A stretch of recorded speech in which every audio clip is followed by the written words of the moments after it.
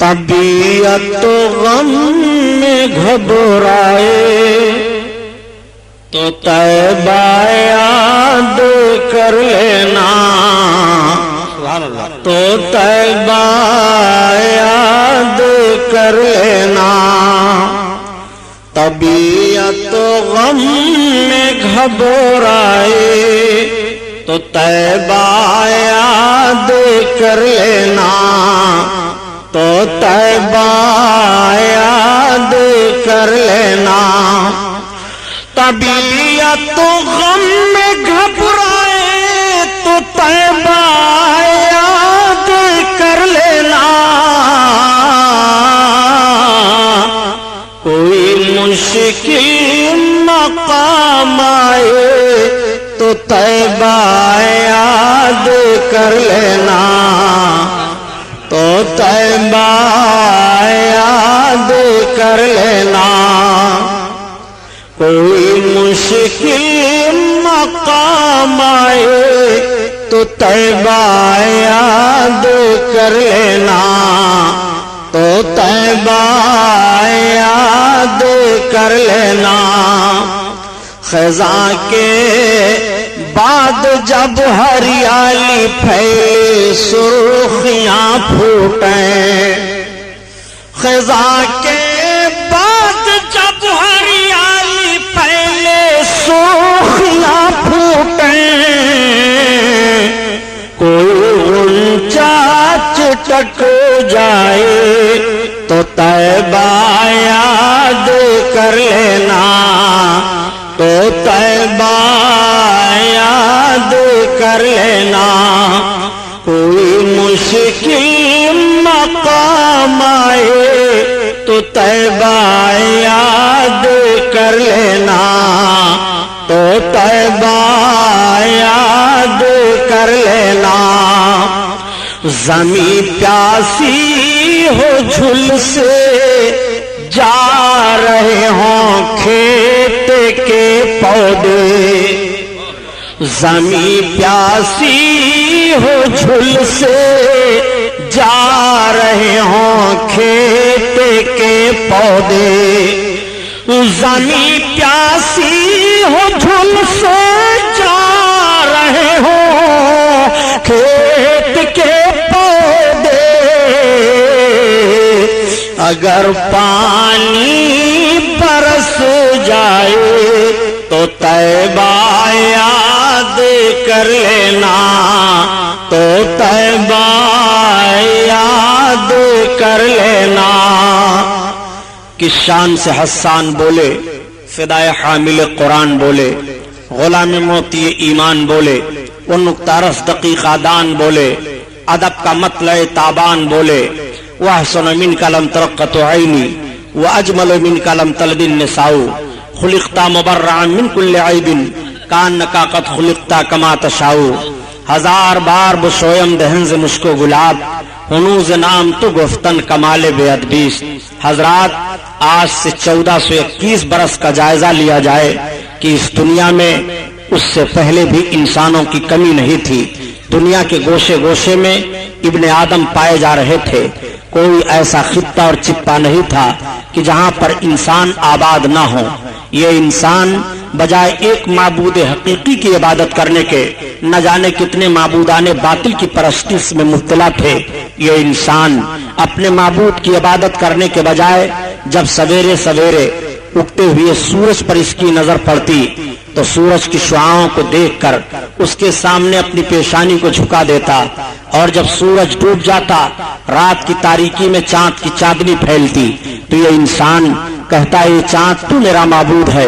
جب یہ سمندر کے کنارے سمندر کی لہروں کو دیکھتا تو کہتا تو میرا معبود ہے۔ جب بڑے بڑے پہاڑ کے ٹیلوں پر اس کی نگاہ جاتی تو کہتا تو میرا معبود ہے۔ جب یہ آگ کے شعلوں پر نگاہ ڈالتا تو کہتا تو میرا معبود ہے۔ جب یہ ہرے بھرے لہلہاتے پودوں کو دیکھتا تو کہتا تو میرا معبود ہے۔ عربستان سے لے کر کے اور ہندوستان تک کفر و گمراہی کے بادل چھائے ہوئے تھے، بلکہ جس ملک میں ہم اور آباد ہیں اس ہندوستان میں 32 کروڑ معبودان باطل کی عبادت ہو رہی تھی۔ کنکر پتھر مکھی مچھر پیڑ پودے ہوا فضا ان سب کو معبود مانا جا رہا تھا معاذ اللہ. یہ انسان اپنے معبود کی عبادت کرنے کے بجائے عبادت کے معاملے میں اتنا ذہن و فکر اعتقاد کی بنیاد پر گر چکا تھا, اخلاقی طور پر انسان اتنا گرا ہوا تھا کہ جس ہندوستان میں ہم اور آباد ہیں اس ہندوستان میں سگی بہنوں کے ساتھ شادیاں کی جا رہی تھیں, بچیوں کا بھیٹ چڑھایا جا رہا تھا, لڑکیاں دریاؤں میں ڈالی جا رہی تھیں. جوان لڑکی کا شوہر مر جاتا تو اسے دوسری شادی کرنے کی اجازت نہیں تھی, بلکہ اس کے شوہر کی چتا پر اس کو یا تو جل بھن کر کے بھسم ہو جانا تھا, اور یا اگر وہ زندہ رہنا چاہتی تو ایک مکان میں اسے قید کر دیا جاتا. وہ مکان میں 6 مہینہ تک قید رہتی, ضروریات زندگی اس کے لیے وہیں پیش کیے جاتے. اگر زندہ نکلتی تو اس کے چہرے پر کالک لگا کر کے جانوروں پر بیٹھا کر کے اسے گھمایا جاتا, اور یہ ذہن و فکر دینے کی کوشش کی جاتی کہ یہ منحوس لڑکی تھی. اس ہندوستان کا وہ رواج تھا. اور عربستان کا حال تو یہ تھا کہ بعض قبیلوں میں بچیوں کی پیدائش کو بہت منحوس سمجھا جاتا تھا. اگر بچی پیدا ہو جاتی تو باپ ماں کی گود سے اس کو چھین لیتا تھا, اور چھیننے کے بعد لے جاتا ایک میدان میں گڑھا کھود کر کے باپ اپنی بچی کو وہیں سلا دیتا اور اپنے قدم کو اس کے گلے پر رکھ کر کے دباتا, اس کی زبان نکل آتی, وہ بچی چیخ مارتی, باپ کے آنکھوں میں آنکھیں ملاتی, مگر باپ کے آنکھوں سے آنسو گرنے کے بجائے خون ٹپکنے لگتے, اس کے ماتھوں پر غصہ سے پسینہ آ جاتا. وہ ظالم باپ اپنے ظالم ہاتھ سے اس بچی کو زندہ درگور کر دیا کرتا تھا. یہ ہمیں تاریخ بتا رہی ہے. انسان اس بھیانک ماحول میں مبتلا تھا کہ شرافت و تقدس کے ساتھ جیون بتانے کے لیے سب ترس رہے تھے. اگر کوئی بچہ یتیم ہو جاتا تو بجائے اس بچہ کی پرورش کرنے کے اس کی ساری جائیداد پر ناجائز قبضہ کر لیا جاتا اور اس بچے کو غلام بنا لیا جاتا تھا. غلامی کی زنجیر میں وہ بچہ جکڑ دیا جاتا. عورتیں سسکیاں لے رہی تھی, سماج میں ان کو جینے کا کوئی حق نہیں تھا. ایک امیر غریب کو ستاتا تھا, ایک نوجوان غلامی کی زنجیروں میں جکڑا ہوا اپنے جیون کو بتانے کے لیے آزادی کے ساتھ ترس رہا تھا. یہ ماحول زندگی کا پایا جا رہا تھا. انسان دولت ہوتے ہوئے بھی ناخوشگوار ماحول میں اپنی زندگی کو گزارتا ہوا دکھائی دے رہا تھا. عورتیں آہیں لے رہی تھی, بچیاں سسکیاں لے لے کر کے جان جانے آفری کے سپرد کر دیتی تھی. انسان چین و سکون کے ساتھ اپنے جیون کو نہیں بتا پا رہا تھا. شراب خوری کی عادت تو اس طرح سے پڑ گئی تھی کہ لقمہ لقمہ پر شراب کی عادت پڑی ہوئی تھی. شراب پی کر کے اپنی ضروریات زندگی میں مبتلا ہوا کرتے تھے, اور زنا کرنا اپنے لیے اپنے آپ کو بہادری کا کام سمجھتے تھے. معاذ اللہ, برائیوں کا بھی بے شمار ماحول تھا, بے حیائیاں پھیلی ہوئی تھی. ایک معبود کی عبادت کرنے کے نہ جانے کتنے معبودان باطل معاذ اللہ پوجے جا رہے تھے. حضرت عیسیٰ پیغمبر علیہ الصلوۃ والتسلیم نے ایک معبود کی عبادت کا حکم دیا تھا اور نشر فرمایا تھا. تعلیم عیسوی کو قریب 500 برس کا عرصہ گزر چکا تھا, مگر بجائے ایک معبود حقیقی کی عبادت کرنے کے 3 معبودوں کے معاذ اللہ قائل ہو گئے تھے. خود حضرت عیسیٰ پیغمبر علیہ السلام کو خدا کا بیٹا کہہ دیا تھا, ان کی ماں کو خدا کی بیوی بنا دیا تھا. معاذ اللہ, تثلیث کے قائل ہو کر کے حضرت عیسیٰ علیہ السلام کے پیغام میں انٹرفیئر کر دیا تھا. یہ ماحول دنیا کا پایا جا رہا تھا. اللہ تعالیٰ نے اپنے بندوں پر کرم فرمایا اور اپنے آخری پیغمبر حضور محمد رسول اللہ صلی اللہ تعالیٰ علیہ وسلم کو عرب دیش میں مکہ کی سرزمین پر خاندان قریش میں حضرت عبد المطلب کے گھر حضرت آمنہ خاتون رضی اللہ تعالیٰ عنہا کے بطن اقدس سے اس دنیا میں مبعوث فرمایا.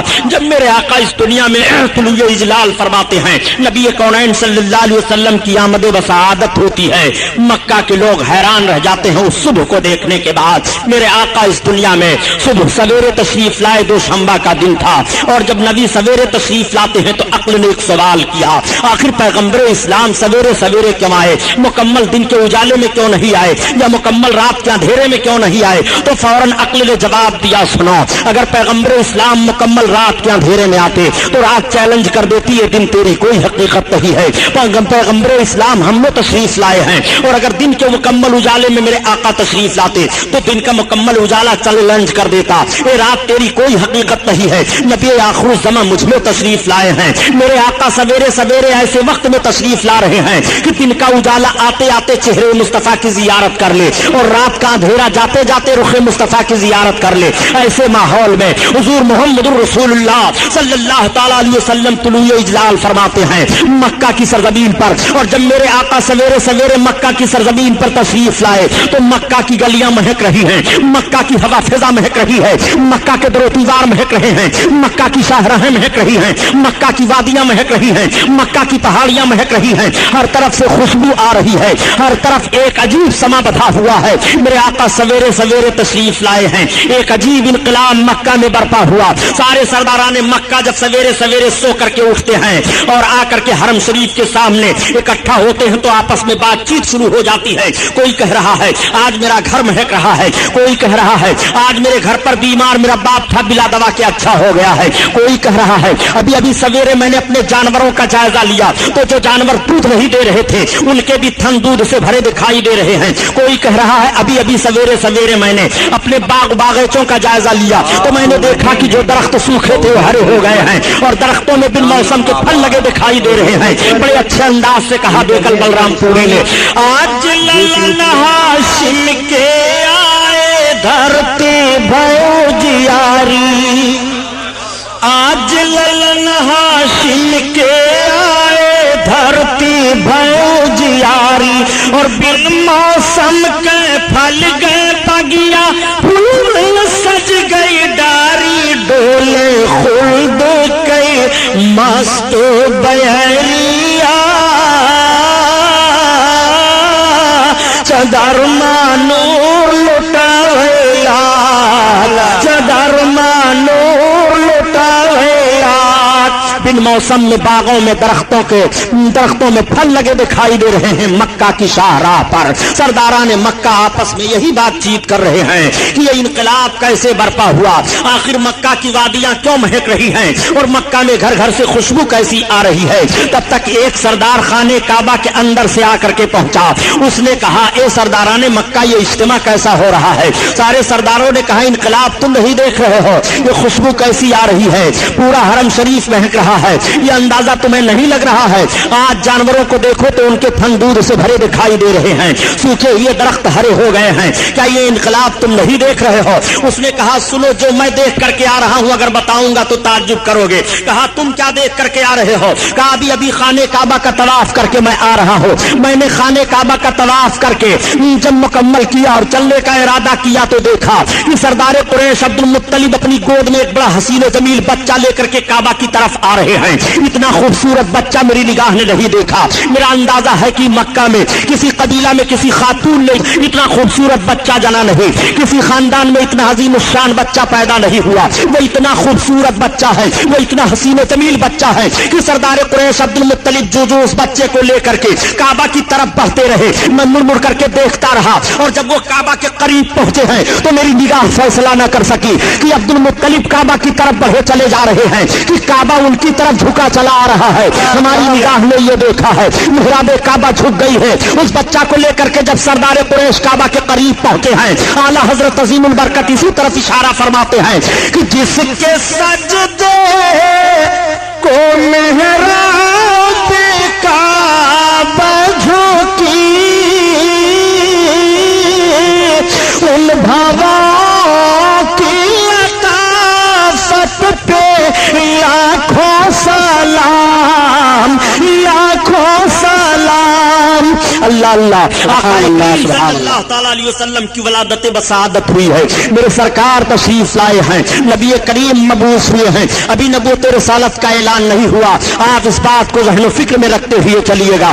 آقا کریم صلی اللہ تعالی علیہ وسلم کو آپ کے دادا جان لے کر کے خانے کعبہ کا طواف کرا رہے ہیں. سرداران مکہ نے کہا چلو دیکھا تو جائے سردار قریش کی گود میں کتنا حسین و جمیل بچہ ہے. اب سارے سردار آگے بڑھ گئے, آپ کے دادا جان طواف کرتے ہیں اور آقا کو طواف کرا کر کے پھر دعا مانگ کر کے باہر تشریف لا رہے ہیں. تب تک سرداران مکہ پہنچ گئے. تمام سرداروں نے کہا اے سردار قریش, ہم نے سنا ہے کہ آپ کی گود میں بڑا حسین و جمیل بچہ ہے, ہم اس بچہ کی زیارت کرنا چاہ رہے ہیں. جیسے ہی آقا کریم صلی اللہ علیہ وسلم کے رخ نبوت پر سرداروں کی نگاہ پڑی, آقا کے دادا جان نے اپنی باہوں کو پھیلایا تو گویا اعلیٰ حضرت عظیم البرکت کی زبان میں وہ اس طرح بول پڑے, وہ کمال حسن حضور ہے کہ گمان نقص جہاں نہیں, اور یہی پھول خار سے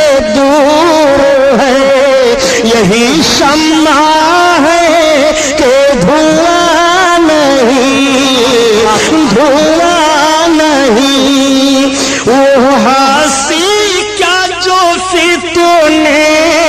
اٹھا کر چلے اٹھا کر چلے ہاں ہنسی تم فتنے مٹا کر چلے مٹا کر چلے آقا کریم صلی اللہ علیہ وسلم کے حسن کو دیکھنے کے بعد سرداران مکہ نے کہا آج تک ہم لوگوں نے اتنا حسین و جمیل بچہ نہیں دیکھا. واقعی مکہ میں کسی خاندان میں کسی عورت نے اتنا خوبصورت بچہ نہیں جنا, کسی قبیلہ میں اتنا عظیم الشان بچہ نہیں آیا.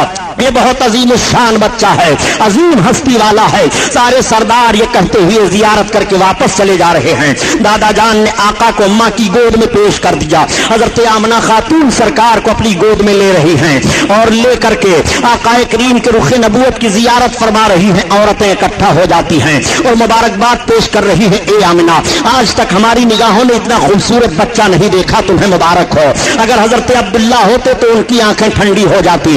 پورے قبیلہ پورے مکہ میں قبیلے قریش میں کسی عورت نے اتنا خوبصورت بچہ نہیں جنا.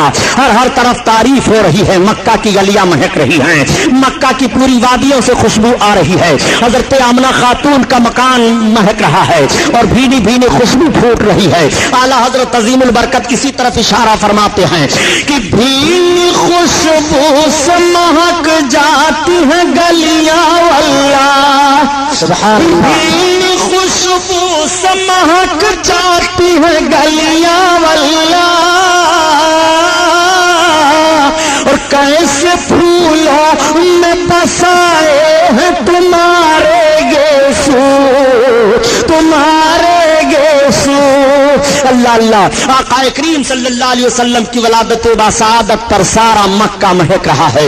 آقا کریم صلی اللہ علیہ وسلم کی ماں ارشاد فرماتی ہیں کہ جب میرے بیٹے محمد کی ولادت کا وقت ہوا تو ایک ایسی روشنی ظاہر ہوئی کہ اس روشنی میں میں نے ایران کی چراگاہوں میں جو اونٹ چل رہے تھے اور ان کی گردنوں میں جو قلادے پڑے تھے وہ سب میں نے دیکھ لیا. نبی کونین صلی اللہ علیہ وسلم کی ماں ارشاد فرماتی ہیں ایک روایت میں ہے کہ ایسی روشنی ظاہر ہوئی کہ میں نے مشرق و مغرب کو ملاحظہ کر لیا. نبی کونین صلی اللہ علیہ وسلم کی ماں ارشاد فرماتی ہیں کہ جب میرے بیٹے محمد کی ولادت کا وقت ہوا تو کوئی غیب سے آواز دے رہا تھا اے امام الانبیاء کی ماں تمہیں مبارک ہو, یہ جو تمہاری گود میں جا رہے ہیں ان کا نام آسمان پر احمد ہے, زمین پر محمد ہے. نبی کونین صلی اللہ علیہ وسلم کی ماں ارشاد فرما رہی ہیں کہ جب میرے بیٹے محمد کی ولادت بسعادت ہوئی تو ان کی زمین پر پیشانی لگی اور ان کی ایک انگلی آسمان کی طرف اٹھی ہوئی تھی اور انہوں نے اپنی زبان سے 3 مرتبہ کہا.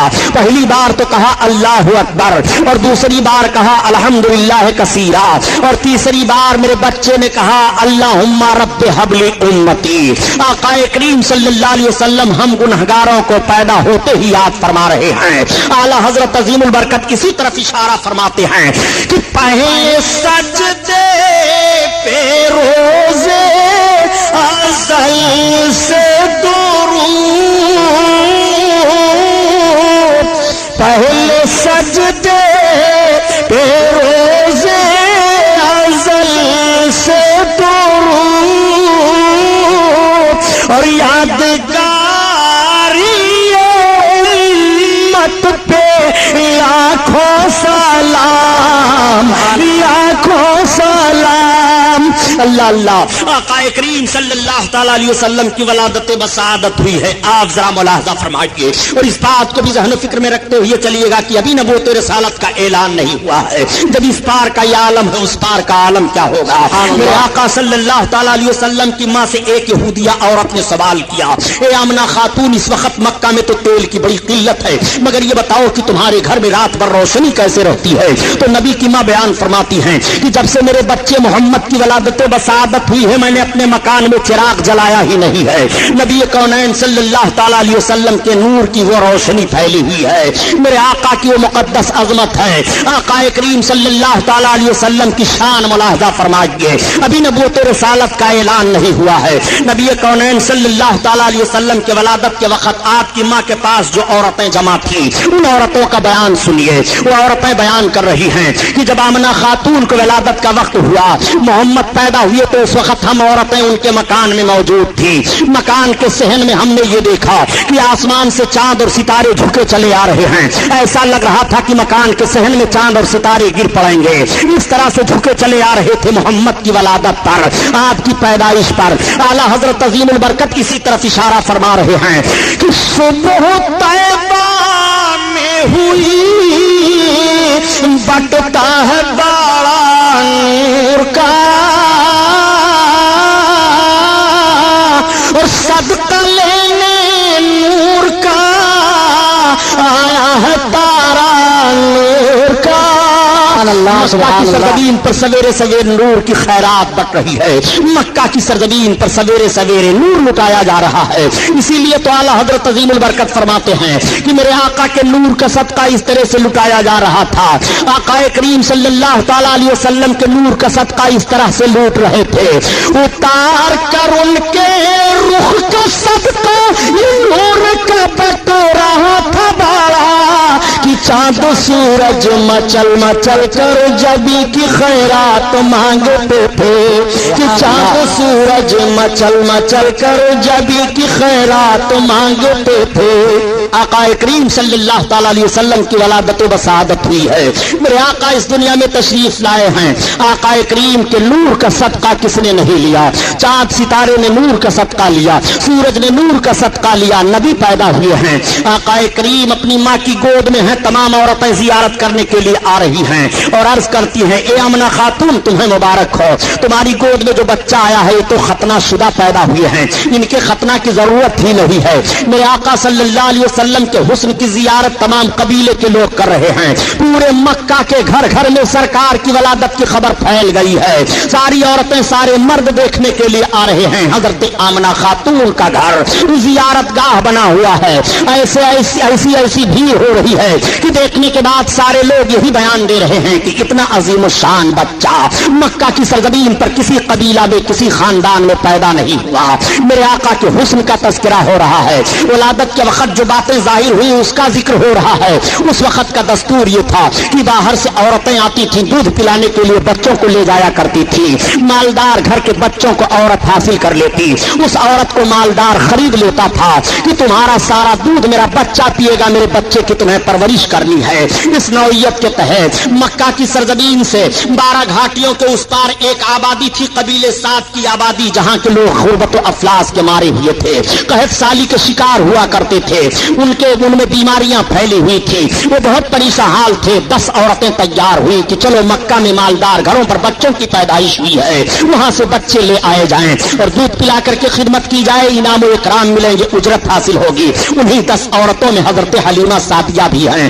حضرت حلیمہ سعدیہ نے کہا میں جانے کی طاقت نہیں رکھ رہی ہوں. عورتوں نے کہا حلیمہ تمہیں چلنا پڑے گا. حلیمہ نے کہا دیکھو آج کئی روز کی میں بھوکی ہوں, پانی پر گزارا کر رہی ہوں, میری سواری کا جانور بھی بڑا کمزور ہو چکا ہے. عورتوں نے کہا نہیں حلیمہ تمہیں چلنا پڑے گا. حضرت حلیمہ کو بھی عورتوں نے تیار کر لیا. اب حلیمہ سے سواری پر سوار ہو کر کے چلی ہیں, مگر قافلہ کی عورتوں کی سواریاں طاقتور تھی, وہ آگے نکل جاتی ہیں, حلیمہ کی سواری پیچھے رہ جاتی ہے. راستے میں 7 جگہوں پر حلیمہ کی سواری کمزوری کی بنیاد پر بیٹھ جاتی ہے. تمام عورتوں تو مکہ میں پہنچ کر کے مالدار گھروں پر جا کر کے بچوں کو حاصل کر لیتی ہیں, مگر حلیمہ دیر میں پہنچی. حلیمہ جب پہنچنے کے بعد 1-2 گھروں کا جائزہ لیتی ہیں, پتہ یہ چلا کہ بچے خالی نہیں ہیں. حلیمہ پھر دوسرے گھر پر جاتی ہیں, پتہ چلا یہاں پر بھی کوئی بچہ نہیں ہے. کئی گھروں کا جائزہ لینے کے بعد حلیمہ مایوس ہو جاتی ہیں. تب تک ساتھ میں آنے والی ایک عورت مل گئی. حلیمہ سے پوچھا حلیمہ تمہیں کوئی بچہ ملا کہ نہیں ملا؟ حلیمہ نے کہا مجھے کوئی بچہ نہیں ملا. اس عورت نے کہا حلیمہ سنو,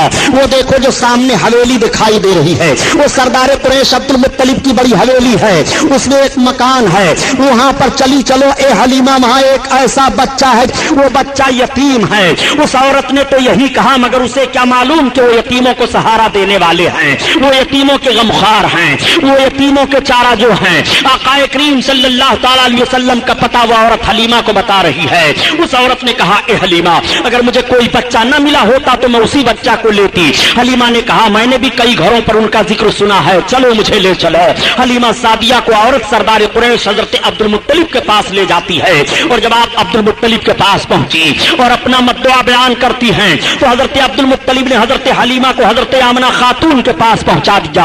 अब आप हजरत आमना खातून के पास पहुंचकर अपने अंदाज से सलाम अर्ज करती हैं और अर्ज करती हैं, ए बहन आमना खातून, मैंने सुना है कि आपकी गोद में बड़े हसीन और जमील हैं, आए हुए हैं, मैं उनकी खिदमत के लिए तैयार हूं। मैं कबीले साथ की गरीब औरत हूं, मुफलिस व कल्लाश हूं, मैं इसलिए आई हूं ताकि आपके बच्चे की खिदमत करूं, हमें मुनासिब उजरत मिल जाए। हजरत आमना खातून की आंखें आंसुओं से भर जाती हैं, आंसू टपकने लगे। हजरत हलीमा ने कहा, बहन रोने का सबब क्या है? हजरत आमना खातून फरमाती हैं, ए हलीमा, जिस मकसद से तुम आई हो तुम्हारा मकसद नहीं हल हो पाएगा। तुम इनाम और इकराम और उजरत की लालच में आई हो, मगर तुम्हें ज्यादा उजरत और ज्यादा इनाम ना मिल पाएगा। इसलिए ए हलीमा, इनकी पैदाइश से पहले पहले इनके बाप का इंतकाल हो चुका है। हजरत हलीमा ने कहा, ए बहन, अब हमें इनाम और उजरत की लालच नहीं रह गई है। मैंने आपके शहजादे की बड़ी तारीफें सुन ली हैं, मैं चाहती हूं कि आपके शहजादे मुझे मिल जाएं और मैं दूध पिला करके उनकी खिदमत अंजाम दे लूं। मेरे आका उस वक्त सो रहे थे। हजरत हलीमा सादिया ने अर्ज किया, बहन ये तो बताओ कि शहजादे गिरामी वकार हैं कहां? आकाए करीम के जिस्म अताहर पर एक चादर शरीफ डाल दी गई है। हजरत आमना खातून ने जैसे चादर को आपके जिस्म अताहर से हटाया तो हजरत हलीमा बयान फरमाती है कि मोहम्मद सो रहे थे। जैसे मेरे आका के रुखे अनवर से चादर का हटना था, पर आका के मुस्कुराहट खेल जाती है। सोता हुआ बच्चा मुस्कुराने लगे तो कितना अच्छा लगता है। और ये तो कायनात के दाता है, मुस्कुरा रहे हैं, नबी कौनैन है, मुस्कुरा रहे हैं, रहमतुल लिल आलमीन है, मुस्कुरा रहे हैं, बशीर नजीर है, मुस्कुरा रहे हैं, गरीबों की गुर्बत दूर फरमाने वाले हैं, मुस्कुरा रहे हैं। हजरत हलीमा फरमाती है कि मोहम्मद के लब पर मुस्कुराहट खेल गई। मैंने दौड़ करके उनको उठा लिया और उनके रुखसारे नबूवत का बोसा लिया। आला हजरत अजीमुल बरकत इसीलिए बयान फरमाते हैं, पतली गूले कुद्स की पत्तियां उन लबों की नजाकत पे लाखों सलाम, लाखों सलाम। अल्लाह अल्लाह। आकाए करीम सल्लल्लाहु तआला अलैहि वसल्लम को हजरत हलीमा सादिया अपनी गोद में उठा लेती हैं और उठाने के बाद चूम रही हैं, पेशानी अक़दस को चूम रही हैं और अर्ज करती हैं, ए बहन, वाकई आज तक मेरी निगाह क्या तमाम औरतें बयान दे रही हैं कि इतना हसीन व जमील बच्चा मक्का में किसी खानदान में पैदा नहीं हुआ। हजरत हलीमा सादिया सरकार को लेकर के बैठ गई और दूध पिलाने लगी। हजरत हलीमा ने अपने दाहिनी पिस्तान को पेश किया, मेरे आका ने दूध पी लिया। हजरत हलीमा ने जब बाएं पिस्तान को पेश किया तो सरकार ने दूध पीना छोड़ दिया। फिर हजरत हलीमा ने दाहिने पिस्तान को पेश किया, मेरे आका ने पी लिया और बाएं को पेश किया, फिर सरकार ने छोड़ दिया। अब हलीमा की समझ में बात आ गई। हलीमा उस वक्त दो बच्चों को दूध पिला रही थी, एक तो आका को पिला रही थी, दूसरे एक शहजादे को और पिला रही थी। अगर मेरे आका दोनों पिस्तान का दूध पी लेते तो दूसरा पीने वाला दूध महरूम रह जाता। सरकार ने यह फित्री इंसाफ पेश किया है और हक वाले का हक अदा फरमा दिया है। मेरे आका यही से ज़हन फिक्र दे रहे हैं कि जिसको कुर्बत हो तो कुर्बत वालों को हक किस तरह से देना चाहिए। नबी कौनैन सल्लल्लाहु तआला अलैहि वसल्लम ने दूध नहीं पिया, सिर्फ दाहिने पिस्तान का पिया, और वो भी तिब्बे नुक्ते नजर से। माँ के दाहिने पिस्तान में दूध कम होता है और बाएं में ज्यादा होता है। जिसमें दूध कम है नबी कौनैन उसे इस्तेमाल फरमा रहे हैं और जिस पिस्तान में दूध ज्यादा है सरकार दूसरे पीने वाले के लिए छोड़ रहे हैं। आला हजरत अजीमुल बरकत इसी तरफ इशारा फरमाते हैं कि भाइयों के तर्क पिस्ता करें, दूध पीते की सोफत पे लाखों सलाम, लाखों सलाम। अल्लाह। हजरत हलीमा सादिया सरकार को अपनी गोद में लेकर के बैठी हुई बातें कर रही हैं। नबी की माँ इरशाद फरमाती हैं, ए हलीमा सुनो, ये मेरा बच्चा आम बच्चों की तरह से नहीं है। हलीमा सुनो, जब मेरे बच्चे की वलादत हुई है तो जिस तरह माओं को तकलीफ होती है बच्चों की पैदाइश पर, मुझे तकलीफ का कुछ एहसास नहीं हुआ। नबी की माँ बयान फरमाती हैं, ए हलीमा, मेरा बच्चा जब पैदा हुआ और इनके दादा जान जब लेकर के काबा की तरफ गए हैं तो काबा झुक गया है। ए हलीमा, जब मेरा बच्चा पैदा हुआ तो मेरे मकान के सहन में आसमान से چاند اور ستارے جھکے چلے آ رہے تھے. میرا بچہ عام بچوں کی طرح سے نہیں ہے. حلیمہ سے حضرت آمنہ خاتون بیان فرماتی ہیں اے حلیمہ جب میرے بچے کی ولادت ہوئی تو اچانک میرا بچہ میری گود سے غائب ہو گیا. ایک بادل کا ٹکڑا آیا اور اس میں میرا بچہ چلا گیا. تھوڑی دیر کے بعد آواز آ رہی تھی یہ امام الانبیاء ہیں, مشرق و مغرب کی سیر کرا دو, سارے عالم کو انہیں دکھا دو. اور اس کے تھوڑی دیر کے بعد وہ بادل کا ٹکڑا میری گود میں آ گیا. میرا بچہ میری گود میں آیا. حلیمہ میرا بچہ عام بچوں کی طرح سے نہیں ہے. نبی کی ماں بیان فرماتی چلی جا رہی ہیں. حلیمہ کی محبت بڑھتی چلی جا رہی ہے. حلیمہ نے کہا اے آمنہ خاتون میں نے مان لیا کہ آپ کا بچہ عام بچوں کی طرح سے نہیں ہے, یہ بچہ کوئی عظیم انسان ہے. اے آمنہ اب ہمارے ساتھ کی عورتیں جانے کی تیاری کر رہی ہیں, ہمیں بھی اجازت دو. نبی کونین صلی اللہ تعالی علیہ وسلم کی ماں آقا کو اپنی گود میں لیتی ہیں اور لینے کے بعد پیار کرتی ہیں اور اس کے بعد حضرت حلیمہ خاتون کی گود میں بھیگی پلکوں کی چھاؤں میں دے دیا. حضرت آمنہ خاتون کی آنکھوں سے آنسو ٹپک رہے ہیں محبت کے. حلیمہ خاتون اپنی گود میں سرکار کو لیتی ہیں اور لینے کے بعد جب وہ چلنے لگتی ہیں اپنی سواری کے قریب آئیں تو وہی سواری حلیمہ کی ہے کہ پہلے جب حلیمہ آ رہی تھی تو وہ سواری کمزوری کی بنیاد پر راستے میں 7 جگہوں پر بیٹھ گئی تھی, لیکن اب حلیمہ خاتون جب اس سواری پر سوار ہو رہی ہیں تو اس سواری میں اتنی طاقت پیدا ہو جاتی ہے اور اس طرح تیز رفتار وہ سواری جا رہی ہے کہ تمام سواریوں سے آگے نکل جاتی ہے اور راستہ مہکتا چلا جاتا ہے. خاتون سے پوچھا لوگوں نے, عورتوں نے, اے حلیمہ خاتون یہ تو بتاؤ کیا تو نے مکہ میں سواری کو بدل دیا ہے؟ تو حضرت حلیمہ خاتون نے فرمایا نہیں میں نے سواری نہیں بدلی ہے, البتہ سوار بدل گیا ہے. یہ سردار قریش عبد المطلب کے پوتے محمد ابن عبداللہ کے چلنے کی برکت ہے. اور اے حلیمہ خاتون یہ راستہ کیوں مہک رہا ہے؟ تو حضرت حلیمہ فرماتی ہے کہ انہی کے چلنے کی وجہ سے راستہ مہک رہا ہے. میں نے مکہ میں کوئی خوشبو نہیں خریدی ہے. اعلیٰ حضرت عظیم البرکت اسی طرف اشارہ فرما رہے ہیں کہ ان کی مہک نے دل کے غنچے کھلا دیے ہیں, ان کی مہک نے دل کے غنچے کھلا دیے ہیں. جس راہ چل گئے ہیں کوچے بسا دیے ہیں, کوچے بسا دیے ہیں. حضرت حلیمہ سعدیہ سرکار کو لے کر کے چل رہی ہیں اور 12 پہاڑیوں کو گزر کر کے حضرت حلیمہ سعدیہ اپنی آبادی کے قریب پہنچ رہی ہیں. مگر ان 12 پہاڑیوں کا بھی نقشہ ملاحظہ فرمائیے. حضرت حلیمہ سعدیہ جس پہاڑی سے بھی گزر رہی ہیں, اگر پہاڑ کے اوپر کوئی سوکھا درخت ہے تو ہرا ہو جاتا ہے. اگر پہاڑیوں کے درمیان ان جھاڑیوں میں جانور چر چگ رہے ہیں تو حلیمہ کی سواری دیکھنے کے بعد وہ سارے جانور سامنے سے ہٹ جایا کرتے تھے اور حلیمہ کی سواری کو دیکھا کرتے تھے. گویا وہ جانور بھی سمجھ رہے ہیں کہ نبی کونین جا رہے ہیں, ان کی زیارت کر لو. رحمت للعالمین جا رہے ہیں, ان کی زیارت کر لو. آقا کریم سوار ہو کر کے جا رہے ہیں, آگے سے ہٹ جاؤ. آقا کریم صلی اللہ تعالی علیہ وسلم کو لے کر کے جب حضرت حلیمہ سعدیہ اپنی آبادی میں پہنچی ہیں تو ان کی پوری آبادی مہکنے لگی ہے. آبادی کے لوگ قحط سالی کے شکار ہو گئے تھے, مگر بارش ہو جاتی ہے اور پوری آبادی پانی سے سیراب ہو جاتی ہے.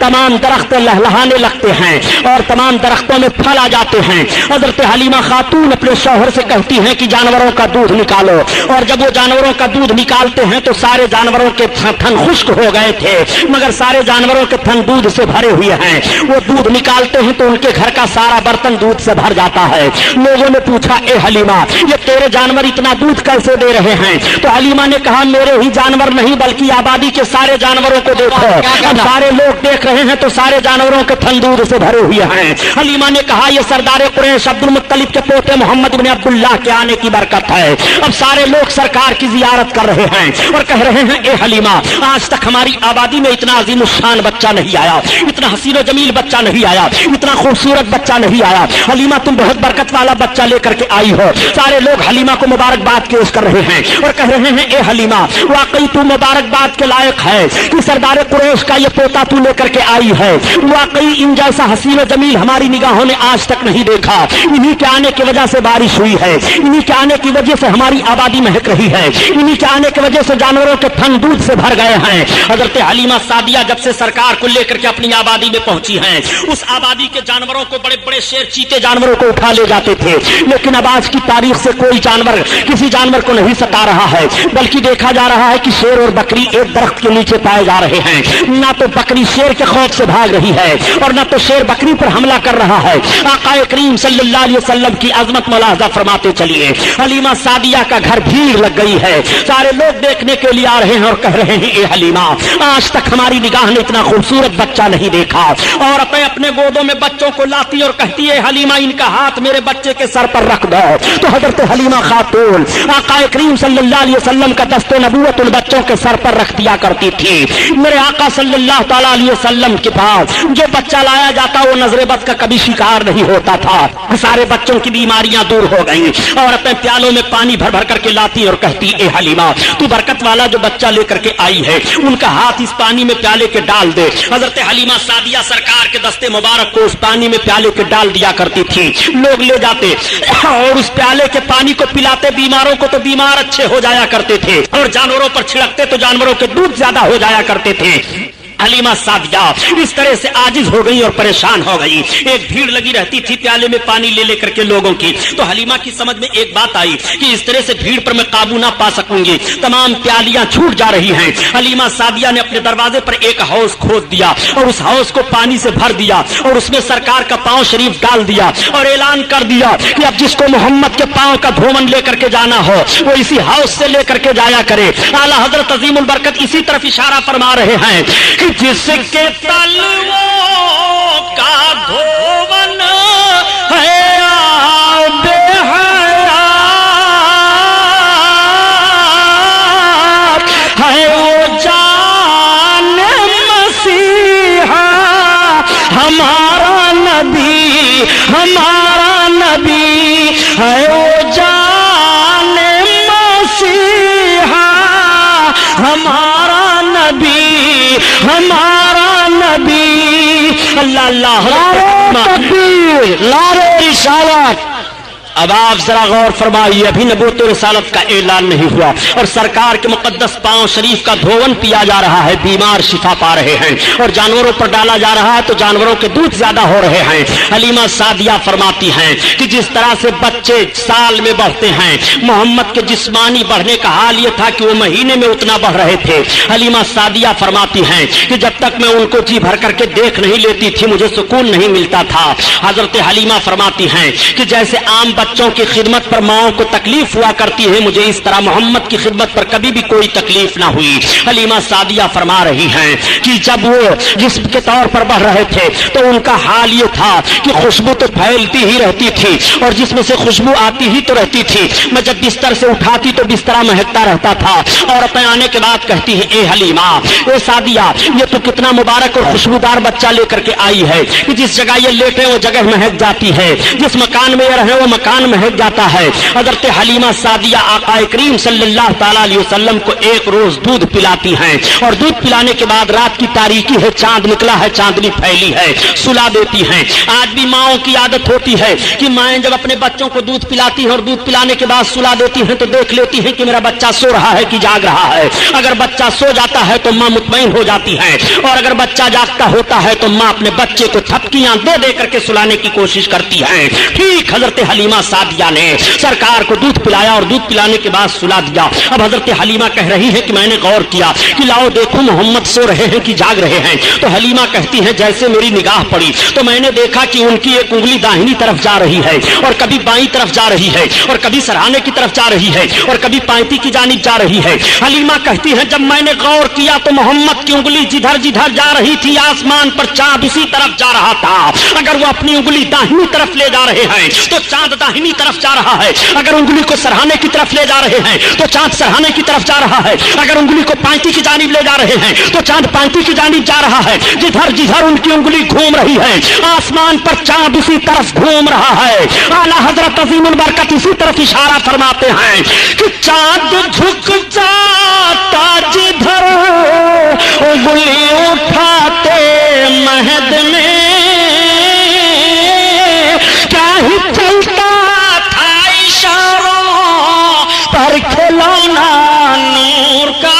آئیے تقریر. نعرہ تکبیر, نعرہ رسالت, نعرہ رسالت. جشن رحمت للعالمین حضرت علامہ مولانا غلام محی الدین صاحب قبلہ. نعرہ تکبیر. سبحان اللہ صلی اللہ تعالیٰ علیہ وسلم کا کریمانہ حال ملاحظہ فرمائیے. حضرت حلیمہ سعدیہ فرماتی ہیں کہ میں دیکھ کر کے دنگ رہ گئی. حضرت حلیمہ فرماتی ہیں یہ محمد کا عالم ہے. تمام عورتوں سے حضرت حلیمہ سعدیہ ذکر کر رہی ہیں. آقا کریم صلی اللہ تعالیٰ علیہ وسلم حضرت حلیمہ کی گود میں ہیں. عورتیں دیکھنے کے بعد کہتی ہیں حلیمہ کتنا برکت والا بچہ لے کر کے آئی ہو. پورے قبیلے سعد میں شہرا ہے. آقا کریم کی برکتیں ظاہر ہیں. حلیمہ سعدیہ سرکار کو دودھ پلا رہی ہیں اور بیان دیتی ہیں جس طرح سے بچوں کی خدمت پر پرورش کو ماں کو تکلیف ہوتی ہے مجھے کبھی بھی اس کا احساس نہیں ہوا. میرے آقا صلی اللہ تعالیٰ علیہ وسلم دودھ پینا جب چھوڑ دیتے ہیں تو حضرت حلیمہ سعدیہ سرکار کو لے کر کے آپ کی ماں کے پاس آ گئی اور پھر اجازت لیتی ہیں. کہتی ہیں بہن آمنہ خاتون ان کو ہمارے پاس چند برس اور رہنے دو. چنانچہ حضرت آمنہ خاتون سے اجازت لے کر کے سرکار کو پھر لے کر کے چلی جا رہی ہیں. اب میرے آقا حضرت حلیمہ رضی اللہ تعالیٰ عنہ کے گھر ہیں. سرکار جسمانی حالت پر ایسے ماحول میں پہنچ گئے کہ میرے سرکار زمین پر تشریف فرما ہو کر کے چل رہے ہیں مگر قدم میں کوئی لڑکھڑاہٹ نہیں ہے, کوئی لغزش نہیں ہے, کوئی لرزہ نہیں ہے. دیکھنے والے دیکھ کر کے حیران رہ جاتے ہیں. اے حلیمہ تو نے جس بچے کی خدمت کی ہے ان کا چلنا ذرا دیکھو. اور بچے جب چلتے ہیں تو اپنے دونوں پاؤں کے بل گھسٹتے ہوئے چلتے ہیں مگر میرے سرکار کبھی پاؤں کے بل گھسٹتے ہوئے نہیں چلے. مکمل سیدھے انداز سے کھڑے ہو کر کے چل رہے ہیں اور قدم میں لغزش اور لرزہ نہیں ہے بلکہ عقل آواز دے رہی ہے ہم کو بننا ہے نشان راہ منزل دوستو. ہم اگر بھٹکے تو کتنے کارواں کھو جائیں گے. کریم صلی اللہ علیہ وسلم اس طرح سے چل رہے ہیں. دیکھنے کے بعد لوگ اشاش کر رہے ہیں اور تعجب کر رہے ہیں اور سارے بچوں کی چال دیکھ رہے ہیں مگر میرے آقا کی رفتار عجیب ہے, مثال نہیں ہے. میرے سرکار کے چلنے کا کوئی جواب نہیں ہے. تمام قبیلہ کے مرد اور عورتیں دیکھ کر کے سب حیران رہ جاتے ہیں. حلیمہ ذرا ان کا چلنا دیکھو, واقعی بہت برکت والا بچہ لے کر کے آئی ہو حلیمہ. آج تک اس رفتار سے ہم لوگوں نے بچوں کو چلتے ہوئے نہیں دیکھا. میرے سرکار اچھے انداز سے چل رہے ہیں. ایک مرتبہ میرے آقا صلی اللہ تعالیٰ علیہ وسلم نے حضرت حلیمہ سعدیہ سے ارشاد فرمایا امی یہ تو بتاؤ کہ عبداللہ کہاں جایا کرتے ہیں. حضرت حلیمہ کے لڑکے عبداللہ تھے. تب تک حلیمہ نے عرض کیا بیٹا تمہارے بھائی عبداللہ جنگل میں بکریوں کو لے کر کے چرانے کے لیے جایا کرتے ہیں. آقا نے ارشاد فرمایا امی کل سے میں بھی جانا چاہتا ہوں. حلیمہ عرض کرتی ہے بیٹا میں تمہیں حکم تو نہیں دے سکتی مگر جانا چاہتے ہو تو تمہارے لیے کوئی روک نہیں ہے. جب شام کو حضرت عبداللہ حضرت حلیمہ کے لڑکے آئے گھر تو حضرت حلیمہ نے بیان دیا بیٹا کل جب تم بکریوں کو لے کر کے جانا تو اپنے حجازی بھائی محمد کو بھی لیتے جانا ساتھ میں. آج جب کچھ لوگ کہہ دیا کرتے ہیں کہ نبی کریم صلی اللہ تعالیٰ علیہ وسلم بکریاں چراتے تھے, میں عرض کرتا ہوں پیارے ذرا جملہ سنبھالو تاکہ ایمان کا جنازہ نہ نکلنے پائے. میرے آقا صرف بکریاں ہی چرایا نہیں کرتے تھے بلکہ بکریوں کے چرانے کا پس منظر بھی ملاحظہ کیا. میرے سرکار بکریاں چرانے تو ضرور جا رہے ہیں جنگل میں مگر اس ماحول پر نگاہ تو رکھو تاکہ عظمت مصطفیٰ تمہارے دل میں بیٹھ جائے اور تمہارے ایمان کا جنازہ نہ نکلنے پائے. آقا کریم صلی اللہ تعالیٰ علیہ وسلم صبح جب ہوئی حضرت عبداللہ نے اپنی بکریوں کو کھول کر کے کٹگھرے سے نکالنا چاہا. بکریاں ساری نکل آتی ہیں. میرے آقا بھی تشریف فرما ہو گئے. اب عبداللہ ہانک رہے ہیں بکریوں کو مگر بکریاں چل نہیں رہی ہیں. عبداللہ نے حضرت حلیمہ کو پکارا امی یہ بکریاں تو چل نہیں رہی ہیں. تب تک حضرت حلیمہ نے دیکھا اور دیکھنے کے بعد کہا اے بیٹا عبداللہ یہ بکریاں محمد کے آگے آگے نہیں چلیں گی. تم محمد کو لے کر کے آگے ہو جاؤ پھر بکریاں آگے پیچھے چلیں گی. میں عرض کرتا ہوں اے مسلمانوں یہ جانور بھی پہچان رہے ہیں یہ نبی ہے ان کے آگے آگے نہ چلو. یہ رحمت للعالمین ہے ان کے آگے آگے نہ چلو. یہ بشیر النذیر ہے ان کے آگے آگے نہ چلو. یہ امام الانبیاء ہیں ان کے آگے آگے نہ چلو. جانور تو نبی کو پہچان رہے ہیں کہ ان کے آگے آگے نہ چلو.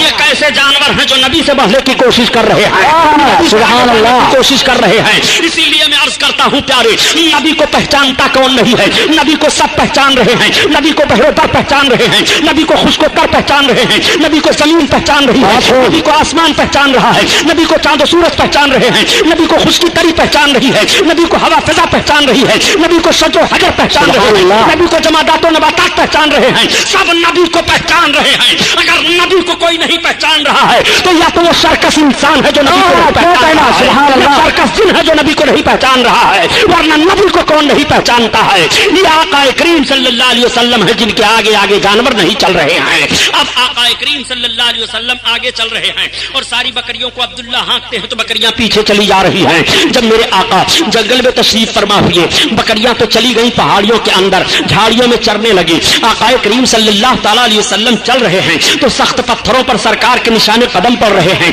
अब्दुल्ला देख करके हैरान रह जाते हैं। और जब मेरे आका दरख्त के नीचे खड़े हुए तो दरख्त का साया दूसरी जानिब था, मगर मेरे सरकार जिस तरफ तशरीफ फरमा हुए दरख्त का साया उसी तरफ चला आया। और जब सरकार दरख्त के करीब जाने लगे तो दरख्त सरकार की तरफ झुक गया। हजरत अब्दुल्ला देख करके हैरान रह जाते हैं। जब शाम हो गई आए तो अपनी माँ से बयान किया। अम्मी गजब हो गया। कहा क्या? कहा आज अजीब मामला मैंने मोहम्मद के साथ देखा। कहा क्या तुमने देखा? कहा ये जब जा रहे थे तो रेतीली जमीन पर इनके कदम पड़ते थे तो निशान नहीं जाहिर होते थे, मगर सख्त पत्थरों पर कदम रखते थे तो पत्थरों पर इनके पैरों के निशान जाहिर हो जाया करते थे। हजरत हलीमा बयान फरमाती है बेटा किसी से कहना नहीं। और अम्मी यही नहीं बल्कि जिस दरख्त के नीचे हम गए उस दरख्त का साया इसी तरफ चला आया। और अम्मी यही नहीं बल्कि जब हम दरख्त के पास जाने लगे तो दरख्त झुक गया है। अम्मी में घबरा गया था। हजरत हलीमा कहती है बेटा तुम्हें घबराने की जरूरत नहीं है। मोहम्मद से इस तरह से बहुत सारी बातें को देखने की मिली हैं। ये बहुत अजीम इंसान है, ये बहुत बरकत वाले हैं। आज फिर मेरे सरकार जंगल में तशरीफ ले गए। अब जब मेरे आका जंगल में तशरीफ ले गए पहाड़ियों के दरमियान, तो पहाड़ियों के अंदर जितने चरिंद परिंद थे वो सबके सब उड़ उड़ करके आकर के उसी दरख्त पर बैठ गए और मुड़लाने लगे, गोया सरकार की जियारत कर रहे हैं। तमाम जानवर जंगल से निकल आए और वो सरकार की तरफ देख रहे हैं और देखने के बाद अपनी पेशानी को जमीन पर रख रहे हैं और रखने के बाद वो जंगल की तरफ चले जा रहे हैं। आका सल्लल्लाहु अलैहि वसल्लम घर की तरफ तशरीफ ला रहे हैं तो सारे बकरियां चली आ रही हैं। बकरियों को हाँकने की जरूरत नहीं पड़ रही है। हजरत हलीमा की बकरियां कटघरे में पहुंच जाती हैं, कोई एक बकरी भी जाया नहीं होती है। और पूरे खानदान में, पूरी आबादी में जब से मेरे आका तशरीफ ले गए थे किसी बकरी को कोई जानवर किसी दिन नुकसान नहीं पहुंचाया था। मौसमी बुखार मेरे सरकार को हो गया। जब ये बातें बयान की जाती हैं तो मुखालिफ ग्रुप के लोग कभी कह दिया करते हैं कि नबी की फजीलत में यह हदीस शरीफ तो ज़ईफ है, यह हदीस शरीफ तो ज़ईफ है, यह हदीस तो ज़ईफ है। मैं कहता हूं जब फजाइल नबी की बात आए तो तुम्हें हदीस ज़ईफ दिखाई दे रही है। आखिर किन हदीसों को तुम कभी तस्लीम करते हुए नबी करीम सल्लल्लाहु अलैहि वसल्लम की फजीलत को तस्लीम करोगे? यह मुस्तफा की अजमत का बयान है, इसमें ज़ईफ हदीस और कभी हदीस का मामला नहीं है। अपने आका की अजमत समात फरमाते चलो। नबी कौनैन सल्लल्लाहु ताला अलैहि वसल्लम को मौसमी बुखार हुआ। मेरे सरकार 3 दिन जंगल में तशरीफ नहीं ले गए। तब तक हलीमा के लड़के रोते चिल्लाते हुए आए और अर्ज करते हैं अरे अम्मी जान आज तो सबसे ज्यादा दूध देने वाली बकरी को जंगल का शेर उठा ले गया है। हलीमा रोने लगी। मेरे आका ने आंखें खोल दी, इरशाद फरमाया अम्मी क्या बात है? हलीमा अर्ज करती है बेटा मोहम्मद सबसे ज्यादा दूध देने वाली बकरी को जंगल का शेर उठा ले गया है। मुझे ये फिक्र नहीं है कि दूध देने वाली बकरी थी, मैं इस फिक्र में रोने लगी हूँ कि जब से आप मेरे घर आए थे मैं आपको लेकर के आई थी, मेरी ही बकरी नहीं बल्कि आबादी में किसी का जानवर नुकसान नहीं हुआ था। आज जानवर कैसे हमारी बकरी को उठा ले गया इसमें कोई राज है। तब तक मेरे सरकार खड़े हो गए और इरशाद फरमाते हैं चलो किधर से जंगल का शेर आया था? पहाड़ी के एक चट्टान पर आकर के उनके लड़के खड़े हो जाते हैं और इशारा से बयान देते हैं इसी तरफ से आया था शेर। मेरे सरकार ने उसी तरफ रुखे नबूवत किया। क्या कहना के बाद इरशाद फरमाते हैं या अबल हारिस इतना फरमान था कि जंगल में जितने शेर चीते चरिंदे परिंद हैं सब बाहर निकल आ रहे हैं। नबी बुला रहे हैं चलो चलो, बुला रहे हैं चलो चलो, इमामुल अंबिया बुला रहे हैं चलो चलो, रहमतुल लिल आलमीन बुला रहे हैं चलो चलो। सारे जानवर चले आ रहे हैं और सारे के सारे लोग लाइन से खड़े हो जाते हैं। तब तक जंगल का एक बूढ़ा शेर निकलता है और बकरी का कान पकड़े लिए हुए चला आ रहा है। उसने बकरी को छोड़ दिया, बकरी उधर चली गई। हजरत हलीमा सरकार का चेहरा देख रही है। मेरे आका ने जानवरों से इरशाद फरमाया मेरी बकरी क्यों उठा ले गए थे? तो हलीमा कह रही है कि मोहम्मद की बोली तो मैं समझ रही थी मगर जानवर क्या बोल रहे थे इसको मैं ना समझ पाई। हलीमा ने दामन थामा अर्ज किया बेटा जानवर तुमसे कैसी बातें कर